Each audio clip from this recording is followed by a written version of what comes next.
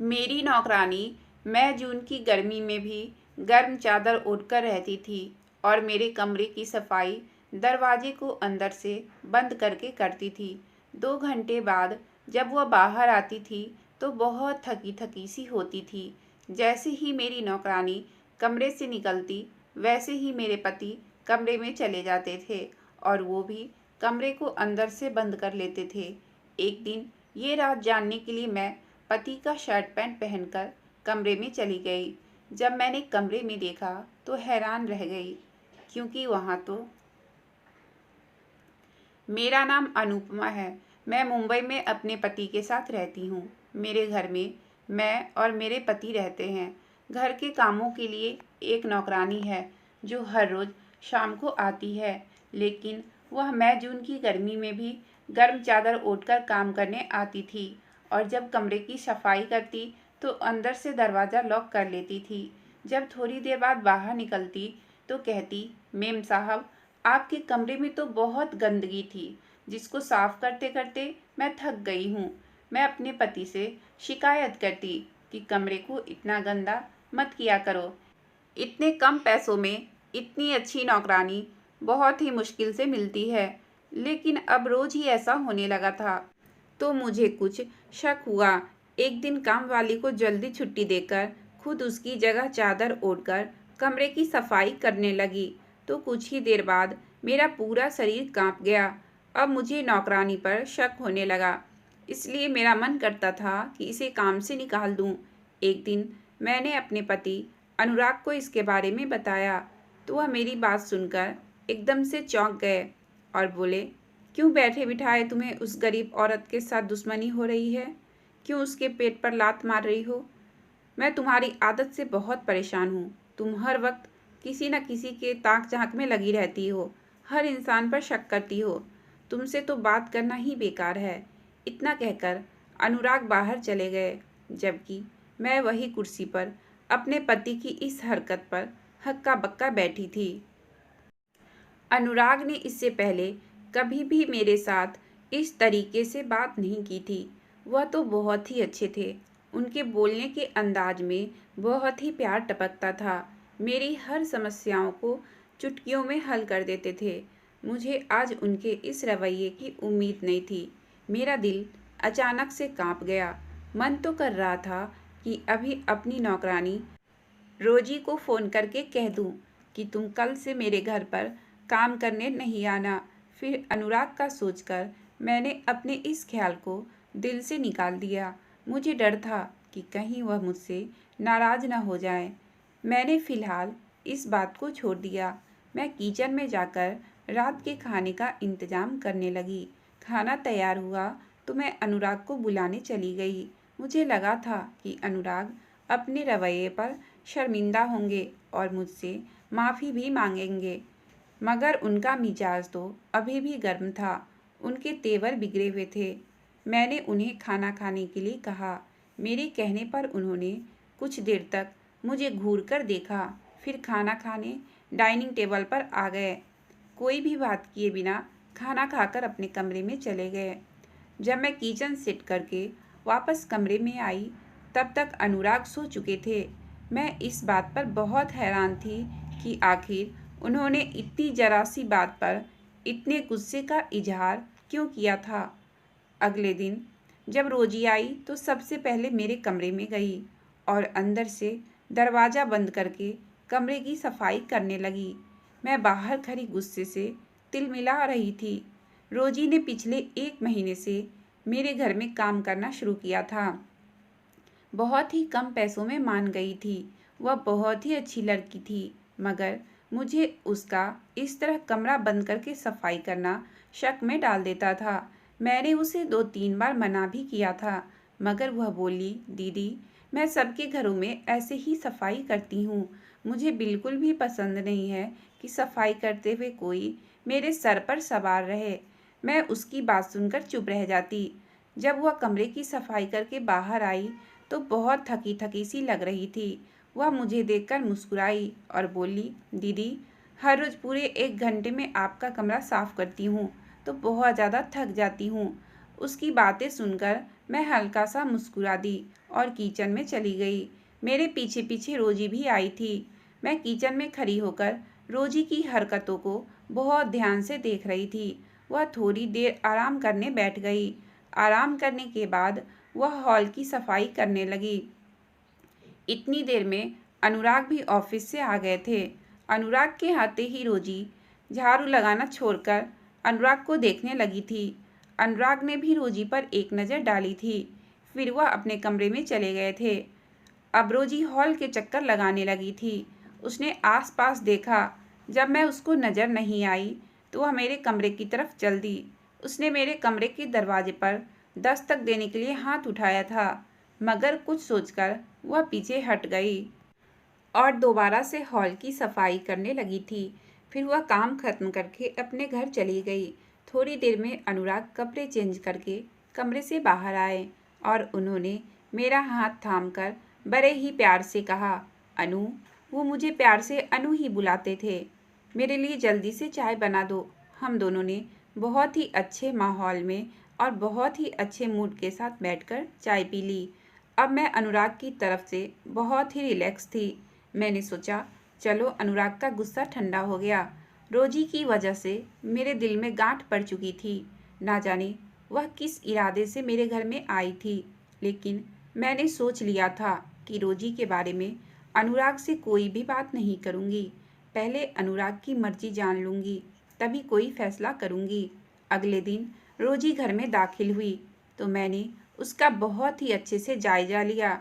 उसने फिर से गर्म शॉल ओढ़ रखी थी, जिसमें वह पूरी तरह से छुपी हुई थी। मैं बोली, रोजी, इतनी तो गर्मी है, तुम ये शॉल ओढ़ना क्यों नहीं छोड़ देती? अगर तुम्हारे पास कोई चुन्नी वगैरह नहीं है तो मैं तुम्हें अपनी चुन्नी दे देती हूँ। मेरी बात सुनते ही उसकी आंखें एकदम ही आंसुओं से भर गई। वह बोली, दीदी, यह शॉल मेरे लिए बहुत ही कीमती है। ये शॉल मेरे लिए किसी की मोहब्बत की निशानी है। इसे छोड़कर अगर आपसे कोई चुन्नी ले भी लूँ तो मेरे दिल को सुकून नहीं मिल पाएगा जो इस शॉल को ओढ़ने से मिलता है। मैं उसको कुछ कहने ही वाली थी कि वह मेरे अगले सवाल से बचने के लिए जल्दी से कमरे में जाने लगी। मुझे लगा जैसे उसके शॉल के नीचे छुपे हुए उसके हाथ में उसने कुछ पकड़ रखा था। क्या पकड़ रखा था और क्या छुपा रही थी, ये तो मैं नहीं देख पाई थी, मगर मुझे शक जरूर हो गया था। रोजी मेरे कमरे को अंदर से बंद करके सफाई करने में लग चुकी थी। मैं परेशान थी ये सब देखकर। मैं बाहर हॉल में यहाँ से वहाँ घूम रही थी। थोड़ी देर में अनुराग भी आ गए थे। वह मुझे परेशान देखकर बोले, क्या हुआ अनु, तुम इतनी परेशान क्यों हो? मैं ज़बरदस्ती मुस्कुराने की कोशिश करते हुए बोली, नहीं, कुछ भी तो नहीं। इतनी देर में रोजी कमरे का दरवाज़ा खोलकर बाहर निकली तो हम दोनों को देखकर शक पका गई और फिर जल्दी से हॉल की सफाई करने में लग गई। अनुराग कमरे में जाने लगे तो मैं भी उनके पीछे पीछे गई, मगर उन्होंने मेरे कमरे में दाखिल होने से पहले ही कमरे को लॉक कर लिया था। मैं बाहर में खड़ी देखती रह गई थी। रोजी अपना काम जल्दी जल्दी निपटाकर अनुराग के बाहर निकलने से पहले ही जा चुकी थी। मेरे दिमाग में एकदम से धमाका हुआ था। जब भी रोजी कमरे की सफाई करके बाहर निकलती तो मैं कमरे में जा भी नहीं पाती थी, क्योंकि मेरे कमरे में जाने से पहले ही अनुराग घर आ जाते थे और कमरे में चले जाते थे।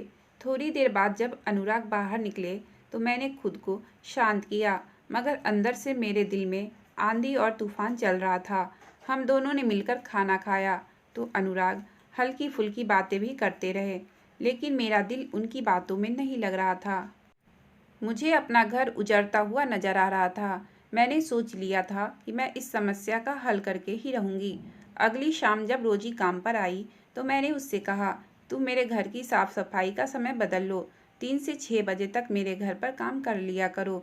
रोजी मुस्कुराकर बोली, दीदी, ऐसा मुमकिन नहीं है, इस समय तो मैं फौजी साहब के घर में काम करती हूँ।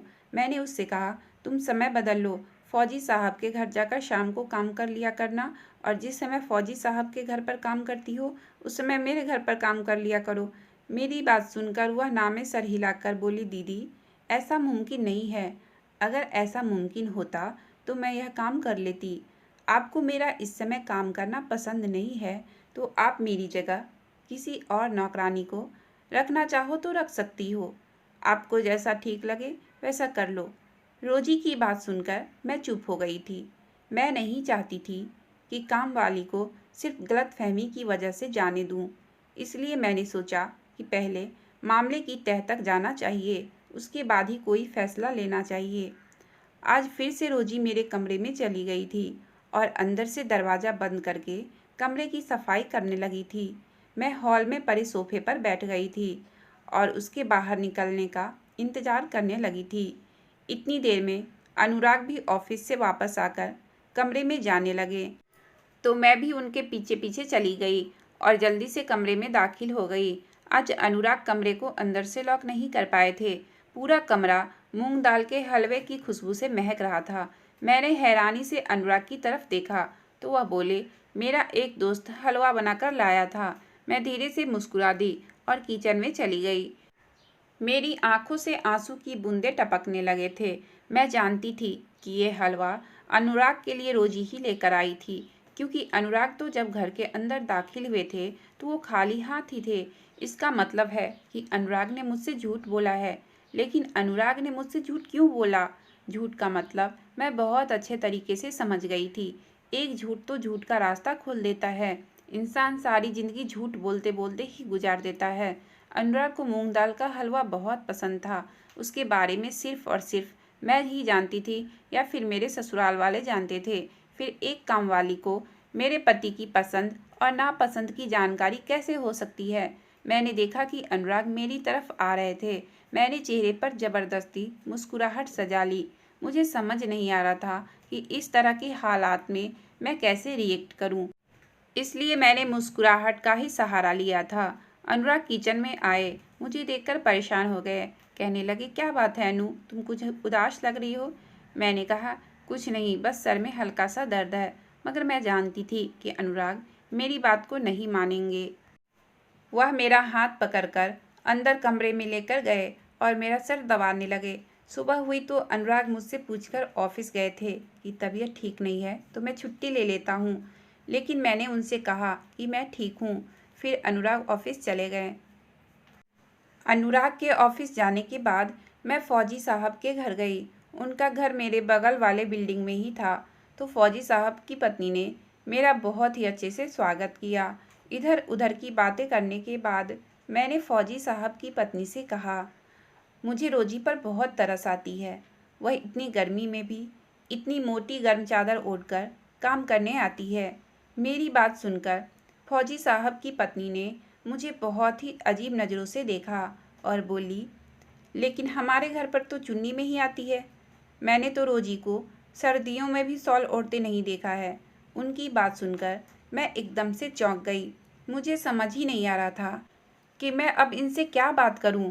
फिर मैं बोली कि रोजी को ना जाने क्या हो गया है। वह बेडरूम की सफाई करते हुए अंदर से दरवाज़ा बंद कर लेती है। मेरी इस बात पर फौजी साहब की पत्नी बहुत ज़्यादा हैरानी से बोलने लगी, ठीक है, हमें नौकरानियों के साथ नरमी से पेश आनी चाहिए। सबके काम करने का अपना एक नियम होता है और एक हद होती है। लेकिन मैं तो किसी भी काम वाली को इजाज़त नहीं दूंगी कि वह मेरे बेडरूम के दरवाजे को अंदर से बंद करके सफाई करे। मैं तो ऐसे काम करने वाली को काम से ही निकाल दूंगी।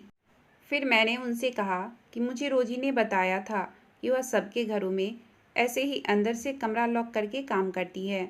उन्होंने मुझसे कहा, अरे आप तो बहुत मासूम हो। मुझे पता है उन्होंने बेवकूफ़ की जगह मासूम शब्द का इस्तेमाल किया था। वह मुझे ज़रूर ही बेवकूफ़ कहना चाहती थी। फिर मैंने कोई और बात नहीं की।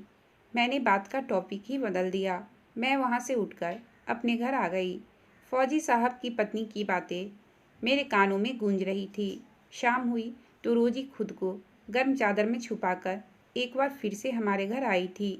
वह आते ही सीधे मेरे कमरे में चली गई और रोज़ की तरह उसने दरवाज़ा बंद करके कमरे की सफाई की। सफाई करने के बाद अभी वह कमरे से बाहर निकली ही थी कि अनुराग भी ऑफिस से लौट आए थे। मैं किचन की खिड़की के पास खड़ी होकर उन दोनों को देख रही थी जब अनुराग ने गुस्से में रोजी से कहा, रोजी, तुम्हारे लिए यही ठीक होगा कि तुम यह काम छोड़कर चली जाओ और मुझे सुकून से जीने दो। मेरा पीछा छोड़ दो। अनुराग की बात सुनकर रोजी रोते हुए कहने लगी, इस भरी दुनिया में मेरा सहारा सिर्फ और सिर्फ तुम ही हो। मैं तुम्हारे बगैर कुछ भी नहीं हूँ। मुझे अपने नाम की पहचान दे दो, नहीं तो मैं तुम्हारी हकीकत तुम्हारी पत्नी के सामने ले आऊँगी। फिर तुम क्या करोगे? इतना कहकर रोजी हॉल की सफाई करने लगी थी। मैं रोजी के शब्दों पर हैरान रह गई थी। रोजी के पास अनुराग का ऐसा कौन सा राज है जिसकी वजह से उसको डरा धमका रही थी? फिर वह अनुराग से क्यों कह रही थी कि मुझे पहचान दे दो? यह सब बातें किसी अनहोनी की तरफ इशारा कर रही थी। मैंने अनुराग को खाने पर बुलाया। उन्होंने मुझे बुरी तरह से डांट दिया था कि तुम घर का काम भी नहीं कर सकती हो। घर में हम 2 लोग ही हैं, मगर तुम 2 लोग के लिए भी काम करने में नाकाम रहती हो और ना जाने कैसी कैसी नौकरानी घर में ले आती हो। लेकिन मैंने उनकी बातों का कोई जवाब नहीं दिया। आज कमरे में फिर से मूंग दाल के हलवा की खुशबू ने मेरा स्वागत किया। मैं तो खुद ही हैरान थी कि आखिर यह सब क्या हो रहा है। मैं कैसे सारी सच्चाई सबके सामने लाऊं? मुझे रह रहकर रोजी पर बहुत गुस्सा आ रहा था, लेकिन मैं हालात से मजबूर थी। उससे कोई भी सवाल नहीं कर सकती थी। मजबूर होकर मैंने अनुराग की माँ से मदद लेने के बारे में सोचा। वह गांव में रहती थी, जबकि हम दोनों पति पत्नी अनुराग की जॉब की वजह से मुंबई में रहते थे। मैंने अपनी सास को फ़ोन करके कहा कि मेरा घर उजड़ने वाला है, आप आकर मेरे घर को उजड़ने से बचा लो। मेरी सास बहुत ही अच्छी औरत थी। उन्होंने कहा, मैं जल्दी ही तुम्हारे पास आती हूँ, तुम तसल्ली रखो, कुछ नहीं होगा। और अगले ही दिन वह मेरे जेठ के साथ हमारे घर आ गई थी। लेकिन अनुराग अपनी माँ को देखकर बिल्कुल भी खुश नहीं हुए थे। उल्टा अपनी माँ से कहने लगे, मम्मी आप यहाँ क्यों आई? घर का खर्चा भी बहुत ज़्यादा है। अगर आप दोनों का खर्चा उठाऊंगा तो मेरे बजट पर असर पड़ेगा। अनुराग की बात सुनकर मेरी सास की आंखों में आंसू आ गए थे। मैंने अनुराग को चुप रहने का इशारा किया, लेकिन उन्होंने मुझसे कहा कि तुम माँ बेटे के मामले से दूर रहो। और अनुराग की बात सुनकर मैं चुप हो गई। जबकि मेरे जेठ मम्मी से कहने लगे, मम्मी वापस चलते हैं, हमें यहाँ नहीं रहना है इस महंगाई से भरे शहर में। मेरी सास ने मेरी तरफ देखा तो मैंने हाथ जोड़कर उन्हें रोकने के लिए रिक्वेस्ट किया, जबकि जेठ बहुत नाराज़ होकर वापस जा चुके थे। वह मेरे 1000 बार कहने पर भी नहीं रुके। उल्टा अनुराग मुझसे कहने लगे थे कि तुम उन्हें जाने दो, मत रोको। मेरे जेठ तो चले गए थे, लेकिन मैंने अपनी सास को रोक लिया। मेरी सास ज़्यादा परेशान लग रही थी। उन्हें उम्मीद नहीं थी कि उनका बेटा उनके साथ ऐसा करेगा। मैंने अपनी सास को सारी बात बता दी। मैं उनसे बोली कि अनुराग बहुत बदल गए हैं, इसलिए मैंने आपको यहाँ बुलाया है कि आप यह सारा मामला देखिए और उसे निपटाने की कोशिश करिए। मैं उन्हें रोजी के बारे में सब कुछ बता चुकी थी। आज शाम रोजी काम करने घर नहीं आई थी। मैंने अनुराग से कहा कि मेहमान के आने के बाद काम बढ़ गया है, पर पता नहीं क्यों आज रोजी नहीं आई। अनुराग गुस्से से बोले कि मैं उसे काम से निकाल चुका हूँ, आज के बाद वह काम करने नहीं आएगी। तुम बेकार में घर में मेहमान बुलाकर बैठी हो। अनुराग की बात सुनकर मैं दंग रह गई थी। वह कभी भी ऐसे नहीं थे। वह तो बहुत ही अच्छे इंसान थे, बहुत ही प्यार करने वाले इंसान थे। मैं जब भी उनकी तरफ देखती थी तो मुझे हिम्मत मिलती थी और दिल में सुकून होता था कि मुझे इतना प्यार करने वाला पति मिला है। लेकिन पता नहीं क्यों अनुराग अचानक से इतने बदल गए। हम रोजी से मिलकर ही किसी नतीजे पर पहुंचना चाहते थे। मैं सारी रात यही सब सोचती रही। सुबह हुई और अनुराग ऑफिस चले गए। आज मैं फिर से फौजी साहब के घर गई। उस समय रोजी वहाँ काम करने के लिए पहुँची तो मुझे देखकर एकदम से घबरा गई थी। मैं बोली, रोजी शुक्र है आज तुमने गर्म शॉल नहीं पहना है, देखो तो सूरज कैसे आग बरसा रहा है। फिर मैंने उससे माफ़ी मांगी कि अनुराग ने तुम्हें गलत कहा है कि हमें काम वाली की ज़रूरत नहीं है। अब तो घर में मेरी सास भी आ गई हैं, इसलिए मुझे तुम्हारी बहुत ज़रूरत है। आज तुम हमारे घर का काम करके ज़रूर जाना। अनुराग अपने लिए तुमसे माफ़ी मांग रहे थे। मैंने नोटिस किया था कि इतना सुनते ही रोजी का चेहरा एकदम से खिलकर गुलाब हो गया था। शाम हुई तो रोजी गर्म चादर ओढ़े हमारे घर आ गई थी, लेकिन हैरत की बात यह थी कि इस बार उसने अपना चेहरा भी छुपा रखा था। मुझे रोजी को देखकर बहुत गुस्सा आया था। मैं रोजी से बोली, रोजी, फौजी साहब के घर पर तो तुम दुपट्टे में ही चली जाती हो, मगर हमारे यहाँ आने के लिए तुम्हें शॉल क्यों ओढ़ना पड़ता है? आखिर ऐसा क्यों? मेरी बात सुनकर उसने कहा, आपने ही तो कहा था कि घर में आपकी सासू माँ आई हुई हैं, इसलिए बस पर्दा कर लिया। मैं अनजाने लोगों के सामने बिना पर्दा का नहीं जाती हूँ। मैं पहले से ही यह काम नहीं करती थी, लेकिन पेट की खातिर मजबूरी में आकर ये नौकरानी का काम करना पड़ा, इसलिए अनजान लोगों के सामने अपना चेहरा छुपा लेती हूँ। मैं बोली, मेरे घर में तुम्हें पर्दा करने की कोई ज़रूरत नहीं है, सिर्फ सासू माँ ही तो आई हुई हैं, वो भी मेरी बूढ़ी सास हैं। वो बिना कुछ बोले ही मेरे कमरे की सफाई करने चली गई। आज तो उसने कमरे की सफाई में रोज़ से ज़्यादा देर लगाई थी। मैंने अपनी सास को बाहर लॉन में बैठने के लिए कह दिया था। मैं बोली, अगर अनुराग ऑफिस से आए तो आप उन्हें कमरे में आने मत देना, उन्हें किसी तरीके से बातों में लगा लेना। सासू माँ ने मेरी मदद करने में कोई कसर नहीं छोड़ी थी। फिर मैंने जल्दी से अनुराग का शर्ट पैंट पहन लिया। रोजी के आने से पहले ही मैंने शर्ट पैंट सासू माँ के कमरे में छुपा कर रख दिया था। वह शर्ट पैंट पहनकर मैं कमरे के बाहर खड़ी हो चुकी थी। मेरा चेहरा दूसरी तरफ था। रोजी मुझे पहचान नहीं पाई थी।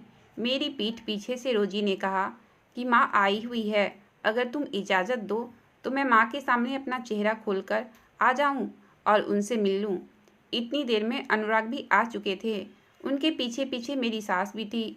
मेरी सास अनुराग को रोकने की नाकाम कोशिश कर रही थी, मगर जैसे ही मेरी सास की नज़र रोजी पर पड़ी तो वो सकते में आ गई और रोजी को देखते ही मेरी सास ने गुस्से से अपना चेहरा फेर लिया था। अब मैं भी रोजी के सामने आ चुकी थी, क्योंकि कुछ भी छुपाने का कोई फ़ायदा नहीं था। जिस तरह मेरी सास ने रोजी को देखकर गुस्से में मुंह फेर लिया था, मैं समझ गई कि मेरी सास रोजी को पहले से ही पहचानती है। मैंने कहा, रोजी, सारी सच्चाई बता दो। रोजी ज़ोर ज़ोर से रोने लगी। फिर थोड़ी देर बाद वह शांत हुई और उसने कहा कि मैं एक बहुत ही इज्जतदार घराने से संबंध रखती थी। मेरे पापा जाने माने बिजनेसमैन हैं, लेकिन मैं अपने पापा की इज्जत संभाल नहीं पाई, जबकि मेरे मम्मी पापा ने मेरे लिए सब कुछ किया जो हमारे खानदान में किसी दूसरे के बाप ने नहीं किया होगा। मेरे पापा मुझे शहर कॉलेज की शिक्षा हासिल करने के लिए भेजते थे। कॉलेज के एक लड़के से मुझे प्यार हो गया। उसकी फैमिली अच्छी नहीं थी, बदनाम फैमिली थी। मैं जानती थी कि उसके साथ मेरी शादी होनी असंभव है, लेकिन हम एक दूसरे के बगैर रहने के बारे में सोच भी नहीं सकते थे। इसलिए मैंने उस लड़के के साथ घर से भागकर शादी कर ली। मेरी इस हरकत से मेरे पापा को बहुत दुख हुआ था और शायद मेरे पापा की बद्दुआ मुझे लग चुकी थी। इसलिए सुख तो मुझे कभी मिला ही नहीं। मेरा पति एक नंबर का निकम्मा था। वह कोई काम धाम नहीं करता था। कुछ दिन काम पर जाता था और फिर कुछ दिन घर बैठकर रहना शुरू कर देता था, लेकिन हम किसी भी तरह दिन गुजार रहे थे। पर जब हमारे बच्चे हुए तो मुझे यह काम करना पड़ा। मुझे अपने बच्चों का पेट भरने के लिए नौकरी करनी पड़ी थी। फिर जब मैं आपके घर आई तो अनुराग को देखकर दंग रह गई थी, क्योंकि अनुराग तो मेरा ही भाई था। अनुराग ने मुझसे कहा था कि मैं इस घर से चली जाऊं और आपको नहीं बताऊं कि मैं अनुराग की बहन हूं, लेकिन मैंने बहुत सालों बाद अपने भाई को देखा था। यह दुनिया बड़ी बेरहम है। मैंने अनुराग को मनाने की बहुत कोशिश की, इन्हें मनाती कि मुझे माफ़ कर दो। मैं हर रोज़ गर्म चादर इसलिए ओढ़ कर आती थी क्योंकि वह मेरे जन्मदिन पर मेरे भाई अनुराग ने मुझे गिफ्ट की हुई थी। मैं खास तरह की मूंग दाल का हलवा भी बनाकर लाती थी, क्योंकि अनुराग मेरे हाथ से बना हुआ हलवा बहुत ही शौक से खाता था। मैं रोज़ आपके बेडरूम को अंदर से कुंडी लगाकर इसलिए सफाई करती थी क्योंकि मैं अपने भाई के कमरे को बहुत ही दिल लगाकर साफ करती थी। मुझे अनुराग की एक एक चीज़ को साफ करना बहुत अच्छा लगता था। अनुराग की गर्दन पर एक निशान है और वही निशान मेरे गर्दन पर भी है। इसलिए मैं नहीं चाहती थी कि चादर उतारकर मैं काम करूं। और वह निशान आप देख लो। कमरे में वह चादर उतार कर रख देती थी और उसके बाद कमरे की सफाई करती थी। मैं अपने भाई को छोड़कर कहीं नहीं जाना चाहती हूँ। बहुत मुश्किलों से मेरा भाई मुझे मिला है। मजबूर होकर मैंने अनुराग को धमकाना शुरू कर दिया। मैं उससे कहती थी कि अगर तुमने मुझे माफ़ नहीं किया तो मैं तुम्हारी पत्नी को सब कुछ बता दूंगी कि मैं तुम्हारी सगी बहन हूँ। लेकिन वह नहीं चाहता था कि आपको यह सब पता चले और आपके दिल में भाई के लिए कोई गलत फहमी पैदा हो। रोजी अपनी कहानी सुनाकर फिर से रोने लगी थी। वह कहती जा रही थी कि पापा को दुख देकर मैं भी खुश नहीं रह पाई। मेरे बाप का नाम खराब हुआ, मुझसे मेरे सगे रिश्ते टूट गए, मेरे पति ने भी मुझे छोड़ दिया। वह लड़की जिसके आगे पीछे नौकरानी लगी रहती थी, वह अपने बच्चे के 2 वक्त की रोटी देने के लिए आज खुद एक नौकरानी बनकर रह गई थी। मेरी सास पहले जो अपनी बेटी को देखकर गुस्से से मुंह फेरकर खड़ी हो गई थी, अब उसके दुख को बर्दाश्त नहीं कर पाई थी और रोजी को गले से लगा लिया था। अनुराग बोले, मम्मी मैं आपको जानता हूँ, आप अपनी बेटी से ज़्यादा देर तक नाराज नहीं रह पाओगी, इसलिए मैं आपके साथ बदतमीजी करता था ताकि आप यहाँ से चली जाओ और रोजी को देख नहीं सको, क्योंकि अगर आपने रोजी को देख लिया तो आप खुद पर कंट्रोल नहीं कर पाओगी। लेकिन मैं पापा को भी जानता हूँ कि पापा कभी भी रोजी को माफ़ नहीं करेंगे। मैं आगे बढ़कर बोली, अनुराग, माँ का दिल किसी भी तरह का गलत फैसला नहीं कर सकता। रोजी दीदी अपने हिस्से की सज़ा भुगत चुकी है, अब आप भी उनके सर पर हाथ रखकर उन्हें माफ़ कर दीजिए। अनुराग ने भी रोजी दीदी को माफ़ कर दिया। हम सब लोग रोजी दीदी को लेकर गांव गए थे। मेरे ससुर ने जब रोजी दीदी को देखा तो उनकी आंखें भर आई थी। उन्होंने अपनी बेटी को सीने से लगा लिया था और उन्होंने भी माफ़ कर दिया था। अब रोजी दीदी गांव में ही मम्मी पापा के साथ रहने लगी थी। कुछ दिनों बाद पापा ने एक अच्छा लड़का ढूंढकर रोजी दीदी की शादी करा दी। उस लड़के ने रोजी दीदी के बच्चों को भी अपना नाम दे दिया था। रोजी दीदी अपने पति के साथ खुशीपूर्वक जीवन यापन कर रही थी। अगर आपको कहानी अच्छी लगी हो तो प्लीज़ वीडियो को लाइक और चैनल को सब्सक्राइब करें। आपका बहुत बहुत धन्यवाद।